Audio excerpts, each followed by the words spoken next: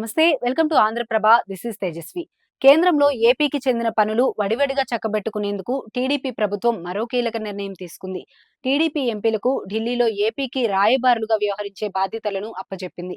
ఒక్కో ఎంపీకి ఒక్కో ప్రధాన మంత్రిత్వ శాఖను కేటాయించి రాష్ట్రానికి సంబంధించిన పెండింగ్ ప్రాజెక్టులు, పథకాలు, నిధులు మంజూరుకు సంబంధించి కీలక బాధ్యతలను అప్పగించే దిశగా కసరత్తు ప్రారంభించింది. ఈ నెల 22న కేంద్ర బడ్జెట్ సమావేశాలు ప్రారంభమయ్యేలోపు ఈ ప్రక్రియ పూర్తి కానుంది.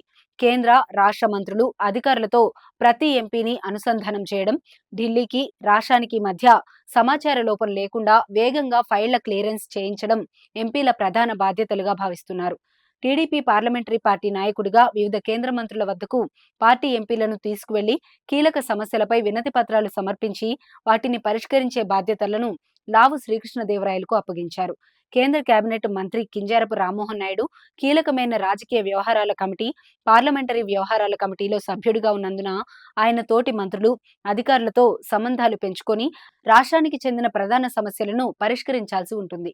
టీడీపీ లోక్సభ సభ్యుల్లో మొత్తం 16 మంది అనుభవజ్ఞులు, విద్యాధికులు, వ్యాపారవేత్తలు ఉండటంతో వారంతా చంద్రబాబుకు కొండంత అండగా మారనున్నారు.